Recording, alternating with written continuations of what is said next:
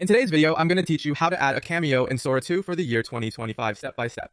So whether you're a seasoned content creator or someone who's just getting started, I'm here to guide you through this exciting process. Let's dive right in by setting up your Cameo. Begin by opening the Cameo setup interface on your device. You'll see an option to create likeness. Go ahead and tap on that. If you've already set up a Cameo before and want to update it, you'll instead see a retake option that you can select. This initial step is crucial as it sets the foundation for integrating your likeness into the Sora 2 experience. Next, you will need to record a short video with audio. This recording serves an important purpose. It verifies your likeness in the system. Doing this allows Sora 2 to generate realistic videos using your face and voice, making your Cameo as authentic as possible.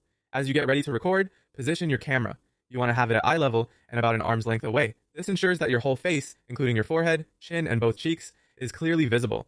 Achieving this view is vital for the software to accurately capture your features. Once you're all set up, simply follow the on-screen prompts. These will direct you to turn your head at various angles. It's also vital to speak a verification phrase displayed on your screen exactly as it appears. This step might feel a bit strange, but it's all about capturing different angles and expressions to make your Cameo more dynamic. With your recording done, let's move to the Sora 2 video interface, where you'll actually put your Cameo into action. To insert your Cameo, use the command @chat username in your project. This seamlessly integrates your digitally created likeness into your video projects.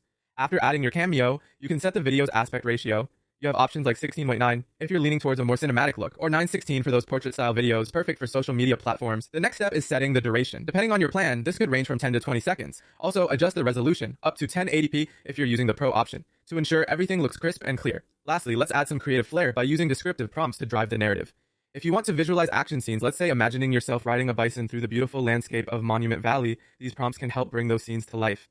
You might notice some minor distortions in particularly complex actions, but with high-resolution settings, the outputs are generally impressive. And there you have it. By following these steps, you can successfully create and integrate a Cameo in Sora 2. I hope you found this guide helpful and are ready to make your content more engaging and personal.